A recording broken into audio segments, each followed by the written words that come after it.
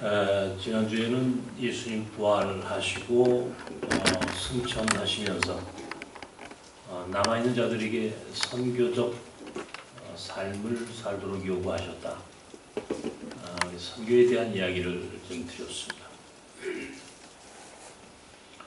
오늘은 이 다가올 미래에 대한 얘기를 하면서 어떻게 준비할 것이냐 하는 문제를 함께 나누고자 합니다. 우리가 이 코로나 이 사태가 굉장한 위기라고 하면서 동시에 기회라고 말합니다. 그러니까 위기와 기회는 늘 함께 있는 것이죠. 그런데 위기와 기회가 동시에 있지만 위기를 기회로 만드는 사람은 또 구별되어 있습니다. 모든 사람이 위기를 기회로 만드는 게 아니라고 하는 사실입니다. 그러니까 오늘 우리가 살고 있는 이 현실이 위기이지만 기회로 만들어낼 수 있는 사람은 구별된 사람들이에요. 어떤 사람들이냐? 위기를 기회로 만들 수 있는 준비된 사람만이 이 시간을 은총의 시간으로 만들 수 있지, 준비되어 있지 않은 사람들에겐 여전히 재앙입니다. 그러니까 재앙을, 고통을 바꿀 수 있는 그 인생은 준비된 사람이에요. 어떻게 준비할 것이냐? 어떻게 준비할 것이냐? 여러분들 어떻게 준비하고 사십니까? 여러분의 미래를 어떻게 준비하십니까? 여러분들 각자가 여러 가지 모양으로 자신의 인생을 준비하죠. 오늘 성경에 나오는 이 히브리서 11장에 있는 이 노아의 이야기를 잘 보십시오. 노아는 하나님의 경고의 이야기를, 경고의 말씀을 듣고 방주를 지었다. 창세기 6장에 바로 노아의 방주의 이야기가 기록되어 있고, 오늘 히브리서 11장에 있는 이 말씀은 바로 노아의 방주의 사건을 신약적으로 믿음으로 노아가 방주를 지었다라고 하면서 새롭게 해석을 하는, 신학적으로 해석하는 거예요. 늘 이 준비된 사람의 전형, 성경에 어떤 사람이냐라고 할 때는 노아 같은 사람, 물론 다른 사람도 있습니다. 요셉 같은 사람도 있겠고, 또 있죠. 여러 가지 이제 그런 사람들이 그 좋은 모델이 있지만, 다가올 미래를 준비하는 사람의 전형은 누가 뭐라 그래도 노아예요. 하나님이 그 시대에 사람들이 범죄하는 것을 보고 심판하시기로 작정을 하셨습니다. 홍수의 심판이죠. 모두가 다 그 미래에 다가올 심판의 날을 상상하지 못했어요. 그런데 노아만은 하나님께서 주신 그 심판의 날에 대하여 인지하게 되었고 믿게 되었습니다. 그리고 그는 준비했어요. 방주를 짓는 겁니다. 방주, 배를 만드는 거예요. 결국 노아와 그의 가정, 그리고 하나님이 지명하신 존재들만이 살아남을 수 있게 되었고 새로운 인류의 시조가 됩니다. 준비된 자에게는 위기가 새로운 기회가 될 수 있음을 보여주는 것이죠. 노아가 방주를 짓는 과정에 얼마나 많은 사람들이 그를 조롱했겠습니까? 얼마나 많은 사람들이 그를 손가락질하면서 모욕했겠습니까? 그럼에도 불구하고 노아는 그의 일을 멈추지 않아요. 준비하는 일, 다가올 미래의 재앙, 미래의 심판을 준비하는 일에 노아는 정진합니다. 오늘 우리도 우리의 삶을 어떻게 준비할 것이냐에 따라서 우리의 미래가 달라진다는 것을 아셔야 해요. 하임리 법칙이라고 하는 것이 있습니다. 제가 아주 오래전에도 제가 설교 시간에 그 하이니 법칙에 대한 이야기를 했었습니다. 소위 300대 29대 1의 법칙이라고 하는 것이죠. 미국의 이 보험회사에 다니는 이 하인이라는 사람이 소위 어떤 큰 일들이, 큰 재앙이 벌어지는 하나의 법칙을 보니까 300번 정도의 경미한 사고가 있고 한 29번 정도, 한 20, 30번 정도의 중증의 사고가 있다가 결국 마지막에 큰 대형, 소위 큰 재앙이 찾아오더라.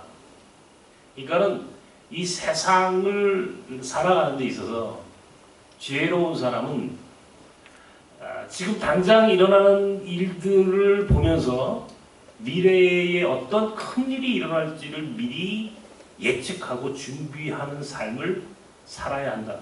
그러니까 보험을 드는 것도 마찬가지죠. 그냥 무슨 자동차 보험이거나 혹은 우리 건강에 관한 보험을 드는 다양한 이유가 있겠지만 가장 중요한 건 무엇입니까? 어떤 큰 재앙이 일어났을 경우에 그것을 대비하기 위해서 보험을 드는 거예요. 평상시에는 아무런 일들이 일어날 것 같지 않아요. 그러나 우리가 알지 못한 어떤 순간에 큰 재앙이, 큰 문제가 일어날 경우에 그 일을 대비하기 위해서 보험이라고 하는 것을 드는 거예요. 여러분들 중에 이제 그런 일들을 하시는 분들이 있을 수 있겠고, 그런 경험을 많이 하셨을 겁니다만은, 이 준비한다. 결국, 우리 인생에서 준비하는 것은 딱 두 가지예요. 이 세상에서의 준비. 우리 흔히 요즘 말로 이 노후 준비한다. 그런 말을 많이 합니다만은 이 세상의 삶, 우리의 미래, 우리의 미래를 어떻게 준비하느냐. 여러분 미래를 뭐 다 알 수만 있다면, 그죠? 미리 예측할 수만 있다면 전혀 문제가 되지 않아요. 그런데 미래를 알 수가 없잖아요. 미래를 알 수가 없어요. 그러니까 지금 우리가 살고 있는, 내가 언제까지 살지는 모르지만 내가 목숨이 닿을까지, 내가 죽는 날까지 나는 어떻게 인생을 살아야 할지에 대해서 준비하는 것. 두 번째는 내가 죽음 이후에 이 세상이 아니라 저 세상에서의 문제를 준비하는 것. 그러니까 이 세상에서의 문제를 준비하는 것과 저 세상에서의 문제를 예측하고 준비하는 것. 이것이 가장 중요한 인생의 준비죠. 제가 지난 주간에 요즘 하여튼 잠이 안 오니까 책만 봅니다. 밤중에 뭐 어떤 날은 밤중에 책 한 권을 다 읽어요. 꼬박. 근데 제가 원래 이 미래학에 관심이 많아요. 제가 미래학에 관심이 많아가지고 다가올 시대에 미래에 대한 미래학에 대한 책이라고 한다면 거의 제가 섭렵을 합니다. 근데 마침 아주 오래된 이제 제 핸드폰에는 책이 아주 수만 권이 있거든요. 그 책을 쭉 다시 서치를 하다가 보니까 2010년도에 쓰여진 2020년의 미래를 예측하는 책이 있어요. 그게 지금 우리 2020년이잖아요. 그러니까 10년 전에 오늘 우리의 시대를 예측한 미래학에 대한 책이 있더라고. 그때 내가 읽었죠. 그 책을. 근데 뭐 그게 기억에 남겠습니까? 그래서 다시 꺼내서 읽었어요. 그러니까 2010년도에 쓰여진 2020년도 오늘 우리의 시대를 어떻게 예측했는지에 대해서 다시 한번 알고 싶은 거예요. 읽었어요. 근데 놀라운 이 사실을 하나 발견했습니다. 거기에 지금처럼 이 신종, 이 변종 바이러스로 인하여 세계적인 감염이 있을 것이다 라고 하는 예측이 있는 거야. 이 책 안에. 그런데 그렇게 이 지금 세계적인 이 바이러스 감염으로 인해서 벌어지는 우리 일상의 변화를 아주 정확하게 묘사를 하는 거 있죠. 10년 전의 책인데 제가 그 책을 보다가 거기다가 메모를 해놨어요. 너무너무 기가 막히게 맞춰가지고 야 어떻게 이렇게 맞추지? 다른 거는 제가 뭐 대충 그 흘러가는 세상의 문제니까 웬만큼 사람들이 다 예측할 수 있거든요. 뭐 인터넷 세상이 어떻고 무슨 이제 이 세상이 어떻게 바뀔 것인지에 대한 예측이라고 하는 게 조금 시차가 있을 뿐이지 사실은 거의 뭐 비슷비슷하게 하는데 아니 이 바이러스로 인하여 일어나는 문제 그래 상상하지 못했거든요. 과거에 무슨 신종플루니 메르스니 이런 바이러스 문제로 인해서 사회적으로 소란스러운 일들이 조금은 있었지만 이렇게 전 세계적인 감염으로 인하여 우리 시대에 한꺼번에 온통 전 세상에 난리가 나는 경우는 사실은 우리가 사는 세상에서는 처음 있는 일입니다. 1918년 스페인 독감 이후에 이렇게 큰 전 세계적인 팬데믹은 처음이거든요. 그런데 10년 전에 쓴 책인데 이렇게 정확하게 맞출 수가. 그래서 그때부터 제가 참 생각을 하는 겁니다. 이야, 이렇게 맞출 수도 있구나. 맞출 수도 있구나. 우리가 살고 있는 지금 2020년도에서 지금 우리는 지금 앞으로 10년 후에 20년 후에 또 어떤 세상을 살지 우리가 다가올 미래에 대해서 어떻게 예측하고 준비할 것이냐 이제는요 정말 준비해야 되겠다라는 생각을 제가 절실하게 한 거예요. 정말 절실하게 준비하고 살아야 되겠다. 근데 가만히 생각해 보십시오. 아까도 말씀드렸지만 이 세상의 문제 첫 번째 이 세상의 문제를 준비하라. 두 번째 저 세상의 문제를 준비하라. 이 딱 두 가지예요. 이 세상에서의 문제와 저 세상에서의 문제. 이 세상에서의 문제 핵심 뭡니까? 제가 한마디로 얘기해가지고 이 세상에서의 문제 핵심은 돈이에요. 돈. 두 번째 저 세상에서의 문제 핵심은 뭡니까? 영혼의 문제. 영혼의 문제. 네. 사람들이 가장 요즘 관심이 있는 분야가 뭐예요? 앞으로 내가 나이 먹고 어떻게 살 것이냐, 노후를 어떻게 살 것이냐, 노후를 어떻게 살 것이냐. 우리가 선진국이 된다는 것이 국가가 이 소위 열하면서 무덤까지 복지로 인하여 복지 정책으로 한 인간이 그 생애 주기에 맞도록 아주 확실하게 책임을 져주는 사회가 가장 좋은 사회, 좋은 국가의 모델이라고 하죠. 그런데 요즘 우리나라의 이 코로나 문제를 보는 전 세계적인 시각 그리고 요즘 일어나는 일들을 보면서 우리가 하나 깨달은 게 있죠. 야, 이게 준비된다는 게 얼마나 이게 굉장한 일인가. 예를 들어서 이게 우리가 공공의료라고 하지 않습니까? 공공의료. 제가 얼마 전에 방송을 한번 뉴스를 듣다가 거기서 해설해주는 그 이야기 가운데 이 진주의료원 얘기를 하더라고요. 이게 우리 내가 정치적인 논쟁을 얘기하는 게 아니고 진주의료원이 폐쇄가 됐죠. 몇 년 전에 경상남도에서 폐쇄를 시켰습니다. 그런데 만약에 진주의료원이 계속 지금까지 있었더라면 경상남도에 있는 코로나 바이러스 인하여 사망하는 사람들 가운데 상당수가 살아날 수도 있었을 것이다. 왜? 공공의료의 시스템이 있었으니까. 지금 미국이나 유럽이나 이런 나라들에서 지금 이 코로나 바이러스 인한 이 엄청난 사람들이 죽어가는 문제의 그 가장 중요한 핵심 중에 하나가 뭐냐면 공공의료 시스템이 붕괴된 거예요. 공공의료 시스템이 붕괴가 된 거예요. 그러니까 나라가 국가가 책임져 줘야 할 것들을 책임지지 않으면 그것들을 국가가 책임져야 할 것들을 개인의 문제로 돌려버리면 결국은 이런 일들이 일어날 때 어마어마한 재앙이 일어나더라라고 하는 것을 설명해 주는 거예요. 우리가 이게 뭐 우파냐 좌파냐라고 하는 이 논쟁을 하기 전에 오늘 우리의 삶을 개개인을 한번 생각하십시오. 여러분들 노후의 문제, 이 노인들 같은 경우요, 이게 사실 장난이 아닌 겁니다. 그죠?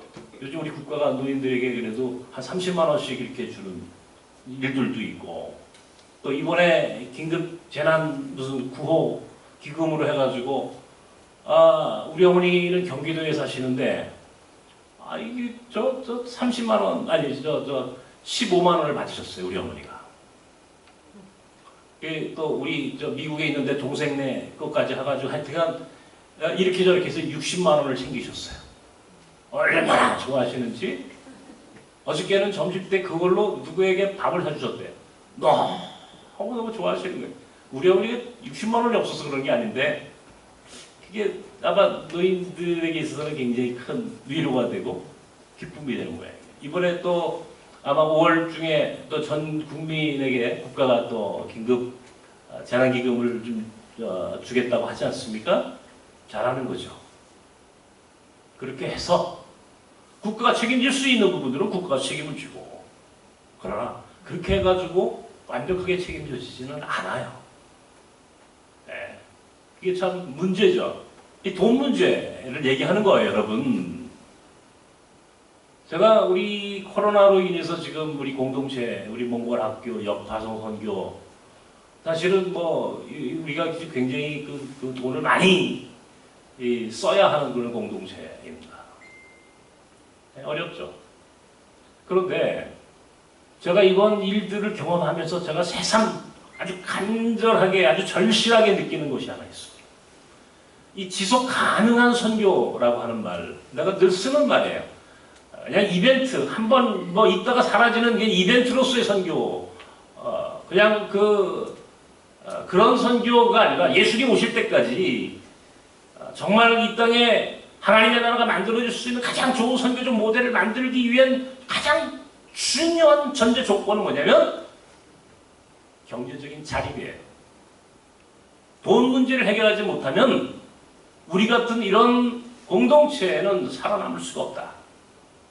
더더욱이나 이런 어려운 위기를 경험하면서 경제적인 자립이라고 하는 말이 뭔지 아십니까? 이 시스템적으로 운영될 수 있는, 이 시스템적으로 이 공동체가 돌아갈 수 있도록 만드는 것, 이게 경제적인 자립이에요.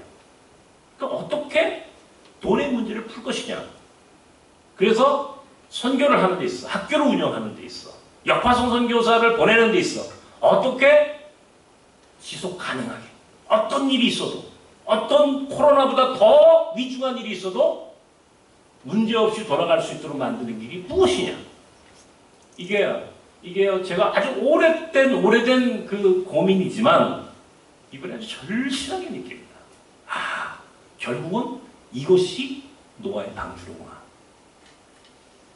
노아의 방주란 오늘 우리에게 무엇이냐?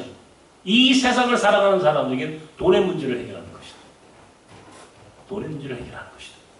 이 신앙인들이 가끔씩 교회에서 돈 얘기하면은 그건 경건하지 못한 거라고 사람들이, 어떤 사람들이 거기 알레르기 반응을 일으키는 사람들이 있어요. 그렇지 않아요, 여러분. 우리는 이 세상을 살면서 동시에 하나님 나라를 바라보는 사람들이에요. 이 세상을 살면서 동시에 하나님 나라를 갈 사람들이라고. 우리는 공중에 우리는 땅에 두 발을 딛고 사는 사람들이 공중에서 무슨 날아다니는 사람들이 아니야. 우리는 진공 상태에 사는 사람들이 아니라고. 늘 바람과 어떤 그런 이 저항을 마주하면서 살아가는 사람들이란 말이에요. 그러니까 이 문제를 우리는 아주 솔직하게 인정해야 돼요. 돈의 문제를 어떻게 풀 것이냐. 여러분들 가운데 아마 돈의 문제가 가장 심각한 여러분 인생의 문제인 사람들이 많을 거예요. 돈 때문에 걱정 없이, 돈 문제에 걱정 없다. 한번 그런 분들 들어보세요. 있어요? 없어요. 돈 문제에 완전히 자유로운 사람은 그렇게 많지 않아요, 세상에서. 그래서 우리는 이 세상에서 어떻게 하면 이 문제를 풀 것인지 늘 고민하고 또 하나님께 구하고 살아야 하는 거죠. 이번에 제가 아까 말씀드렸죠. 이번에 절실하게 느꼈다니까요. 궁극적으로는 시스템으로 돌아갈 수 있도록 만드는 것만이 이것이 살아남을 수 있는 유일한 길이다. 이 경제적인 문제를 풀지 않으면 안 된다. 개인적으로도, 여러분 개인적으로도 경제적인 문제를 풀어야 합니다. 여러분 개인의 경제 문제를 푸는 가장 확실한 방법이 있습니다. 지금처럼 이 저금리 시대에 여러분 개개인의 삶에서 경제적인 문제를 그래도 해결할 수 있는 대안이 있다면 현역으로 사는 거예요. 죽을 때까지. 직장을 갖고 사는 겁니다. 직장을 하는 겁니다. 포기하지 마십시오. 이게 어려운 것 같은데 사람들이 그래요. 이번 내가 은퇴해야지. 제가 우리 그 뉴라이프 선교회에서 시니어들한테 늘 하는 얘기가 있습니다. 은퇴하지 마십시오. 은퇴란 없는 겁니다. 예수 믿는 사람들에게는 은퇴란 존재하지 않습니다. 은퇴는 없어. 제가 9번째 책이 그거잖아요. 은퇴는 없다. 죽는 날까지 현역으로 살아라. 죽는 날까지 현역으로 살아라. 네. 나라에서 주는 것, 혹시 뭐 어떤 연금으로 할 수 있는 것, 그것이 풍족해가지고 개인적으로 그 문제에서 자유롭다 그러면 그런 행복한 사람이에요. 복이 있는 사람이에요. 그런데 그런 사람이 몇 명이나 되겠느냐고요. 많지 않거든요. 그래서 현역으로 살아야 합니다. 네. 지금처럼 이 금리가 아주 초저금리에 지금 1%도 안 되는 이 금리 시대를 살아가는 유일한 길은 그래도 어떻게 간에 현역으로 살 수 있는 길을 찾아가는 것. 이 일자리를 만드는 것이 최고의 복지예요, 지금. 최고의 복지는 국가가 가장 국민에게 잘하는 복지는 뭐냐면 일자리 만들어주는 겁니다. 그런데 국가가 할 수 있는 게 한계가 있다는 거예요. 그건 교회도 해야 돼요. 교회도. 네? 교회도. 뭐 할 얘기는 많습니다만은 저는 최근에 우리 공동체 안에 그런 일들이 있었습니다. 어려운 일들이 있었습니다. 근데 뭐 하나씩 해결해 가고 있어요. 제가 그 문제를 해결해 가는 이유 중에 하나는 사실은 물론 많은 이유가 있지만 그 중에 하나가 일자리 문제입니다. 우리 일자리를 만드는 공동체가 돼야 한다라고 하는 그런 생각을 제가 가지고 있어요. 우리 안에 함께 가는 사람들에게 그래도 일자리를 통해서 그 사람들의 삶을 지속적으로 살아갈 수 있도록 만들어주는 것도 교회가 할 일이다.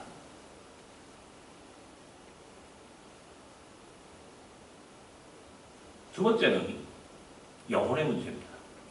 이 세상에서는 어쨌든 간에 돈의 문제를 우리가 고민하며 살아요. 근데 돈만 준비됐다고 인생이 행복해지거나 그 인생이 준비된 사람이라고 한다면 그거는 큰 오산이에요. 돈이 많은 사람들이, 큰 재벌들이 마지막 죽는 순간에 후회를 합니다. 내가 잘못 살았구나. 내가 돈만 알고 살았구나.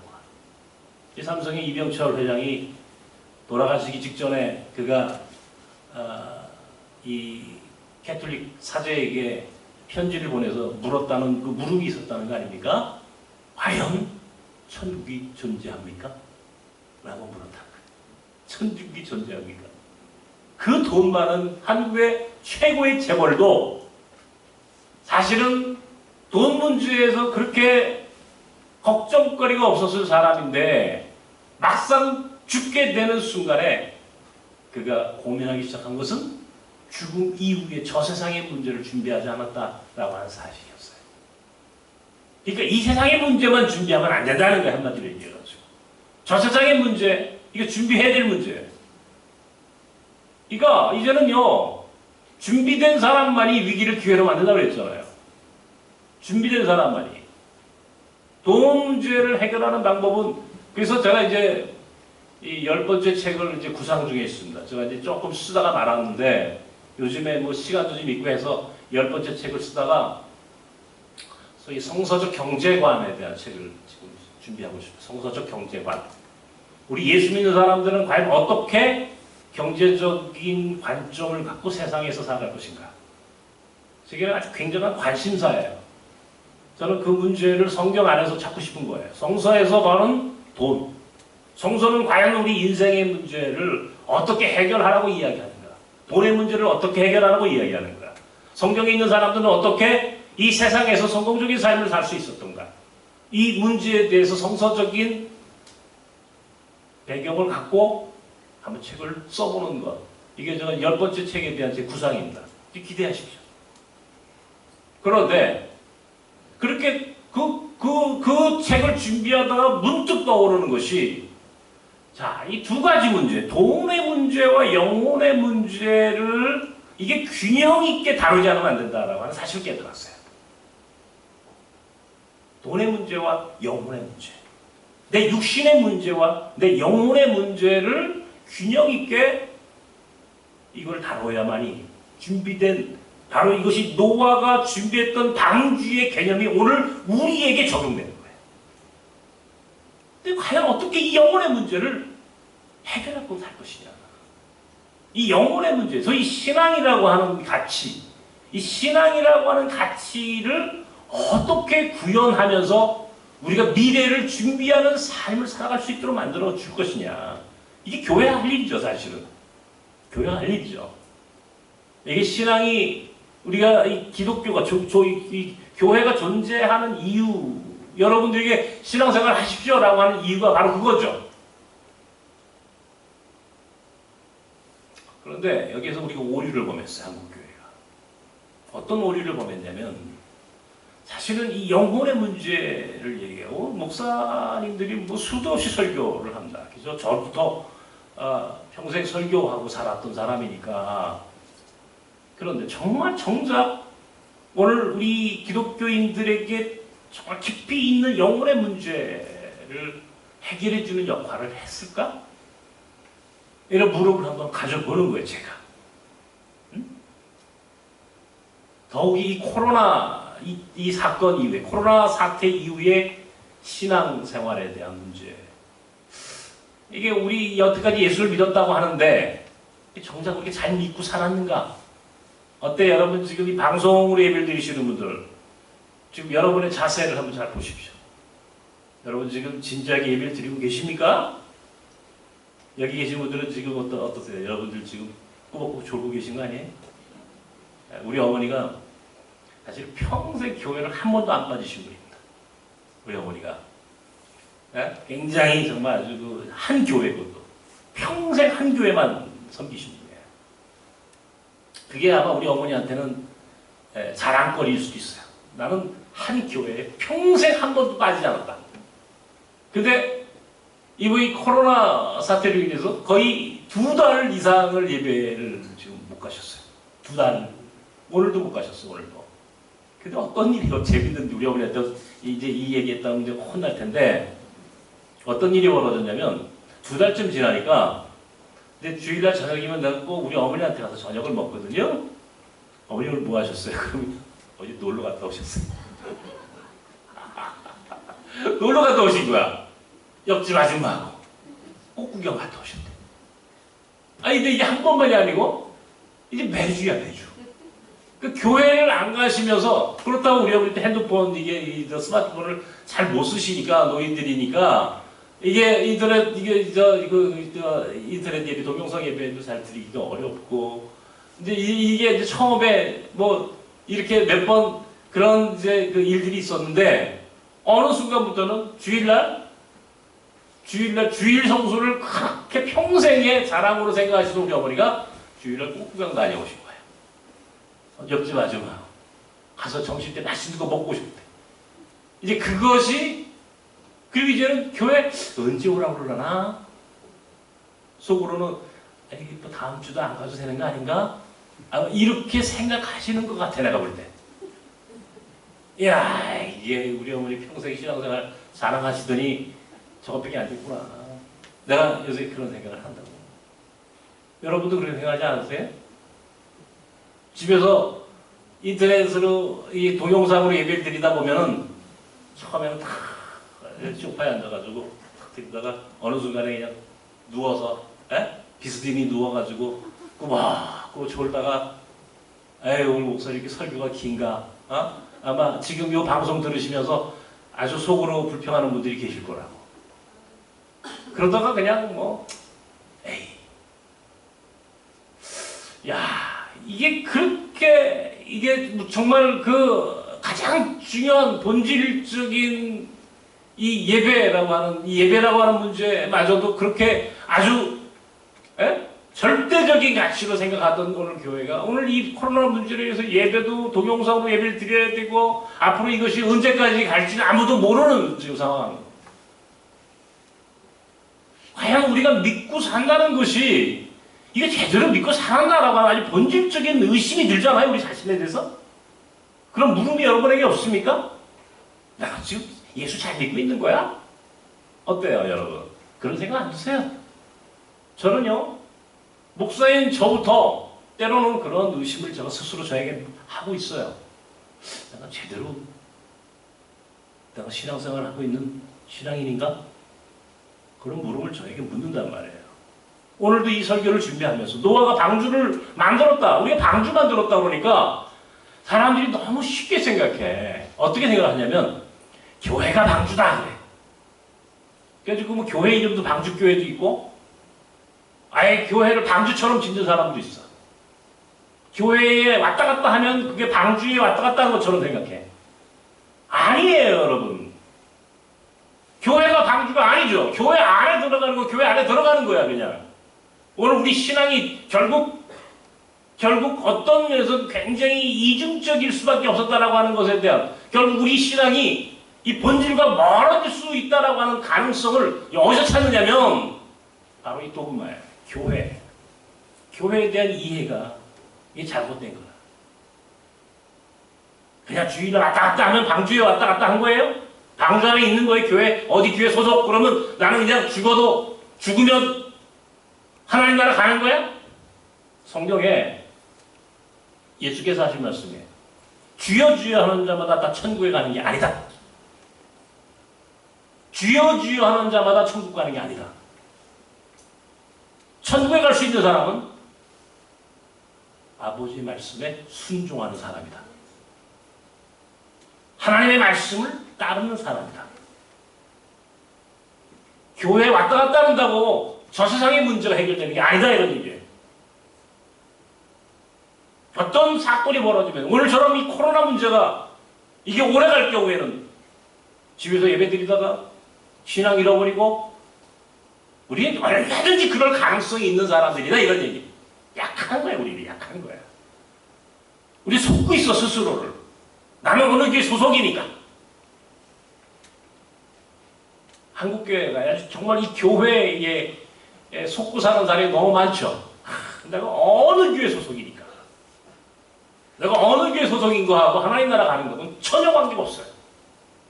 하나님 나라 가는 것은 결국 내가 어느 교회에 소속되어 있는가의 문제가 아니라 내가 정말 예수 안에 속해 있는가의 문제야. 예수 안에 속해이지. 교회 안에 속하면 안 돼. 교회 안에 있는 것과 예수 안에 있는 건 다르다니까? 교회의 일꾼과 하나님 나라 일꾼은 다른 거예요. 달라. 교회의 일꾼이 하나님 나라 일꾼과 같다고 생각하는 그런 착각 속에서 우리가 살았다. 어느 교회에 소속된 교인이라고 하는 것과 하나님 나라 가는 것과는 거리가 멀어. 그런 착각 속에서 벗어나야 되겠다라고 하는 생각을 하셔야 합니다. 예수 안에 머물러 있는 삶. 예수 안에 머물러 있는 삶. 이게 뭐예요? 예수 안에 머물러 있는 삶이란 무엇입니까? 예수께서 가르쳐 주신 말씀대로 준행하며 사는 거야. 예수가 오늘 우리에게 가르쳐 주시려고 하는 의도가 무엇인지를 깨닫는 거야. 예수가 가르쳐 준 게 뭐예요? 딱 두 가지야. 내 이웃을 내 몸과 같이 사랑하라. 하나님을 사랑하라. 내 이웃을 사랑하라. 이 두 가지 외에는 예수가 가르쳐 주신 본질이에요. 이게 아주 본질이에요. 하나님을 사랑하라. 이웃을 사랑하라. 하나님을 사랑하라. 이웃을 사랑하라. 이웃이란 무엇입니까? 이웃이란 무엇이에요? 이웃을 사랑하라 말하는 그 말씀의 의도가 뭐예요? 우리는 그것을 그냥 선교라고 불러. 선교적 삶을 사는 거라고 불러. 소위 신앙인이라고 하는 것, 선교적 삶을 산다는 것은 바로 그거야. 예수의 말씀, 예수가 가르쳐 주신 삶, 그 의도를 깨닫고 실천하며 사는 거예요. 제가 몇 주 전에 얘기를 했죠. 예배에 대한 얘기했습니다. 우리가 지금 예배하는데 사실은 알고 보니까 우리는 유대인들, 바리새인들의 예배를 드렸다. 그죠? 바리새인들의 예배. 예루살렘 성전 안에서 드려지는 예배만이 예배라고 생각했다. 우리가 회복해야 할 것은 예배가 아니라 이웃이다. 이웃. 내 옆에 있는 사랑하는 내 이웃, 내 형제. 인간이다, 인간. 사람을 잃어버린 교회. 인간을 잃어버린 선교도 아니고 이건 교회도 아니다. 그리고 하나님이 원하는 예배는 바로 사람, 인간에 대한 회복이에요. 그 얘기 있죠, 제가. 그죠? 사마리아 여인과 예수님의 대화 속에서 과연 예루살렘에서 예배드려야 합니까? 이 사마리아 성전에서 예배드려야 합니까? 하나님은 어떤 예배를 받으실까요? 이런 얘기의 배경에는 바로 이 바리새인들, 유대인들만이 가지고 있는 독점적인 종교관, 배타적인 종교관, 사람을 사람으로 보지 않고 위선적인 그런 신앙인들의 위선적 이중적인 태도가 숨겨져 있다. 예수는 그것을 지적했고 그것을 폭로했다. 그리고 그 폭로로 인하여 예수는 죽었다. 제가 말씀드렸죠. 오늘 영혼의 문제, 이 신앙의 문제, 선교적 삶이라고 하는 이 가치의 문제를 과연 우리는 어떻게 구현하며 살 것이냐. 굉장히 중요하고 어려운 문제예요. 어려운 문제예요. 교회 안에 다닌다고, 교회 어느 교회 소속이라고 하는 것만으로 위로받고 그것 때문에 나는 방주에 있다. 나는 노아의 방주처럼 내가 노아의 방주를 준비하고 산다. 그건 착각이다 말이에요. 착각.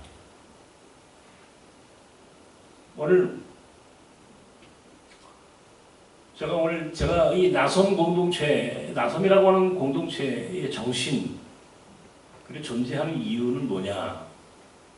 나는 여러분 모두가 이 세상의 문제와 동시에 하나님 나라의 문제까지도 해결하는 공동체가 되었으면 좋겠다. 여러분들이 나선 교회에 속해 있다는 것 때문에 구원받는 것이 아니라 여러분이 예수 안에 머물러 있고 예수의 말씀대로 실천하며 사는 삶을 살아갈 수 있도록 만들어드리고 유도해드리는 것, 길을 안내해주는 길잡이 역할을 하는 게 제가 할 일이에요. 무엇입니까? 우리 큰아이한테 이런 얘기를 해요. 너 돈 열심히 벌어라. 그리고 동시에 선교사가 되라. 동시에 선교사가 되라. 네. 돈 열심히 벌고 선교적 삶을 살아라 그 말이에요. 제가 우리 뉴라이프 시니어들에게 뭐라고 얘기합니까? 은퇴하지 말고 선교적 삶을 사십시오. 제가 계속 말씀드려요. 그건 귀에 못이 막히도록 얘기하는 거예요. 선교적 삶을 사십시오. 이것이 복입니다. 이것이 복입니다. 이것이 최고의 복입니다. 마지막까지 하나님 나라를 위하여 사십시오. 하나님 나라를 위하여. 그 길을 만들어 드리겠습니다. 동대문에 비전 센터를 만들었고 그렇게 해서 그곳에서 찾아오는 나그네들과 함께 만나고 그들에게 무언가를 가르쳐주고 나눌 수 있다면 그 삶이 바로 방주를 지금부터 준비하고 만들어가는 삶입니다. 하나님이 가장 기뻐하시기 때문에 가장 기뻐하시기 때문에 기죠? 지난주에 우리 교회에 나오는 베트남 사람들 가운데 어려움이 있다는 얘기를 듣고 두 사람한테 30만 원씩 나눠줬어요. 근데 제가 이렇게 나눠주고 나는 이제 내 방에 있는데 나중에 누가 나한테 와서 그러더라고. 그 중에 한 자매가 그 돈을 받고 그렇게 울더래. 에? 정말 지금 한 끼 먹고 사는 것마저도 어려운데 교회가 그래도 자기들에게 이렇게 나눠줘서 너무너무 고맙다고. 그 사람이 예수를 난 잘 믿는지 안 믿는지 잘 모르겠어요. 우리 김영호 선교사님이 이제 담당하는데 근데 그 얘기를 듣고 참 기쁘다. 행복하다. 돈 30만 원 없어도 있어도 물론 우리한테는 작은 돈은 아니에요. 그럼에도 불구하고 나눌 수 있으니까. 그리고 오늘은 인도 사람들한테 오늘 20만 원씩 4사람에게 또 나눠줄 겁니다. 지난 주간에는 우리 학교에 있는 쌀을 다 곳간에서 풀어. 우리 몽골 학교 학부모도 어려운 사람들에게 다 쌀 나눠주기. 쌀 나눠주기 다녔어요. 우리 스태프들이. 쌀도 나눠주고 할 수 있으면 나 나눠. 이게 선교야. 그나마 우리가 할 수 있는 일이란 지금 이런 거야.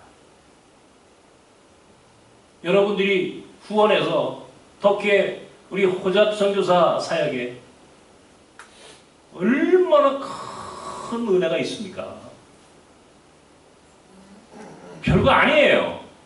5만 원이면 한 가정이 2주 산다고 했죠. 10만 원이면 한 가정이 한 달을 살아. 당장 굶지 않고 빵을 먹을 수 있다고. 제가 그 이야기를 하고 나니까 많은 분들이 호응하셨고 참여하셨어요. 이야, 감사하더라고요. 그걸 보내주고 그렇게 해가지고 또 나눔을 실천하면서 그곳에서 일어나는 사역들을 또 바라봅니다. 지난주에 빵가지가 인도에서 하는 사역의 이야기를 여러분 들으셨죠? 빵가지 선교사가 그나마 그 교회 교인들이 모은 헌금을 가난한 사람들과 나누고 있대요. 가난한 사람들에게 그것으로 빵을 사주고 그것으로 먹을 것을 나눠주는 사역을 하고 있다는 거예요. 이게 위기를 기회로 만드는 사람의 삶이야. 여러분은 바로 그 현장에서 함께하고 있는 신앙인이고 선교사예요. 나섬이 이 세상에 있는 다른 교회와 차별화될 수 있는 가장 좋은 조건이 뭡니까? 우리는 우리 안에 함께하는 나그네들이 있다는 사실이에요. 그 사람들이 우리가 그들을 돕는 것 같지만 실은 그들이 우리를 하나님의 나라로 인도하는 통로예요. 그들이 우리를 하나님의 나라로 인도하는 길이야. 이 역설을 여러분 아십니까? 역설을. 사랑이라고 하는 것이, 사랑이라고 하는 것, 내가 그 사람이 가난하고 힘없는 사람에게 내가 주는 거지. 그런데 알고 보면 그것이 내가 하나님께로 다가서는 길이야. 하나님께로 다가서는 방법이라고. 세상에서 돈 많이 버십시오. 어쨌든 간에 나는 우리 교인들이 성공적인 이 세상에서 그런 부유한 삶을 살기를 바랍니다. 동시에 하나님 나라의 삶을, 하나님 나라에서의 삶도 준비할 수 있는 이 두 가지의 문제, 돈의 문제, 이 세상의 문제와 하나님 나라의 문제를 동시에 준비해 가는 신앙인들로 살자는 거예요. 이게 준비된 사람이에요. 이게 준비된 사람. 그래야 나중에 어떤 일이 닥쳐도 우리가 이 세상에서도 하나님께 은혜 받고 동시에 하나님 나라에 가서도 이야 잘했다 칭찬받는 삶을 살 수 있는 거 아니겠어요? 우리에게는 나섬이라고 하는 공동체에 주어지는 은총은 뭐야? 이 두 가지를 동시에 나눌 수 있는 현장이 있다는 거예요. 나는 그 현장을 만들고 싶었고 여러분에게 그 현장으로 나는 인도해 주고 싶고 한국교회 얼마든지 우리 아들한테 내가 아까 얘기했죠. 선교사로 살아라 그랬더니 뭐 해외로 나가야 되는 거 아니에요? 해외로 나가는 거? 야, 너 아직도 모르냐? 우리나라에 250만 명이 와 있어. 땅끝에서 사람들이. 그 사람들을 위한 법적인 조력자가 되어주고 그 사람들의 억울함을 대변해 줄 수 있다면 이게 선교예요. 그죠? 이게 선교예요. 다르게 선교가 아니라니까? 그래서 끊임없이 얘기하는 거예요. 과거와 고아와 나그네와 함께 한다는 것이 내가 가지고 있는 걸 나눈다는 것이 그냥 그 사람들에게 시해주는 도와주는 것이 아니라 동시에 그것은 내가 하나님 나라로 다가서는 길. 내가 하나님께 다가서는 삶이라고. 이 사람들은 우리에게 구원의 통로야. 축복의 통로야. 이 사람들이 나를 구원하는 거라고. 내가 그들을 구원하는 것이 아니라 우리의 이웃이 나를 구원하는 거야. 예수께서 가르쳐주신 역설이 역설. 야, 나눈다는 것이 함께 한다는 것이 이렇게 큰 의미가 있구나. 다가올 미래를 준비하는 삶이란 간단한 거예요. 이 세상의 문제를, 이 세상의 문제만 집착해서 돈. 물론 중요해요. 그러나 동시에 그것이 하나님 나라에까지도 관계되는 인생으로 우리가 이 균형 있는 삶을 살자고요. 현역 계속 은퇴하지 말고 사십시오. 네? 저도 제가 자랑해요. 제가 목사 중에서 제일 행복한 사람이다 그래요. 왜 행복하냐? 난 지금 은퇴해도 할 일이 많아. 난 지금 내가 은퇴하고 또 그 이후에도 할 일이 많아. 나는 지금 하고 싶은 게 너무 많은 거예요, 선교적으로. 터키에 가가지고 학교도 세워야 되겠고. 이게 지금 원래 하기로 했는데 밀렸잖아요, 지금. 코로나 때문에. 원래 5월, 우리가 며칠 날 가기로 했지? 5월, 요 주간에 가기로 했어요, 터키에. 딱 요 스케줄이. 아마 내일이나 모레쯤 터키에 가서 거기서 선교 수련회 하고, 뭐 어쩌고저쩌고 이게, 원래 이 오래된 계획이 있다고. 나도 계획이 있는 사람이라고. 근데 이 계획이 무산됐어.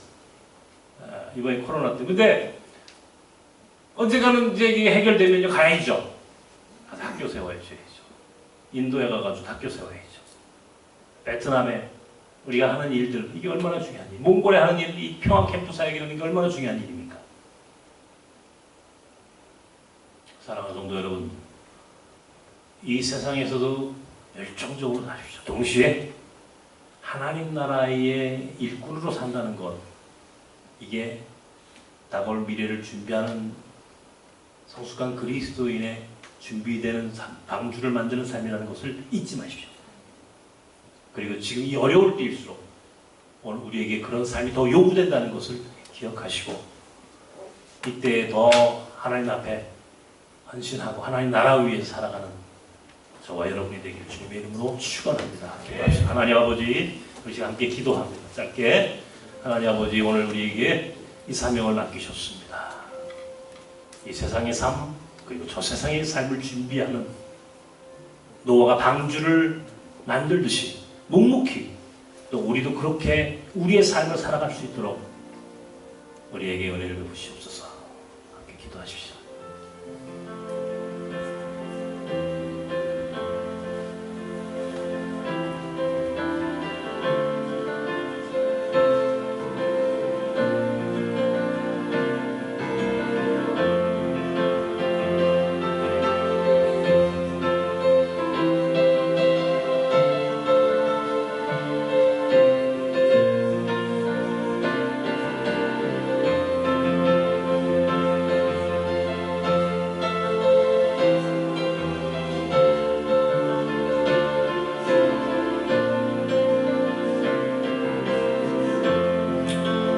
사랑하는 하나님, 이 세상의 문제와 저 세상의 문제가 동시에 주어져 있습니다.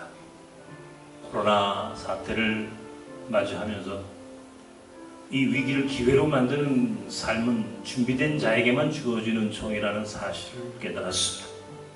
그렇다면 오늘 우리도 준비된 신앙인으로 살게 하여 주시옵소서. 이 세상에서도 하나님의 뜻을 이루며 살게 하시고 동시에 하나님의 나라를 위하여도 소중한 일꾼으로 하나님 나라의 동역자로 살아갈 수 있도록 주께서 우리에게 능력을 베풀어 주시고 깨달음을 허락하여 주옵소서.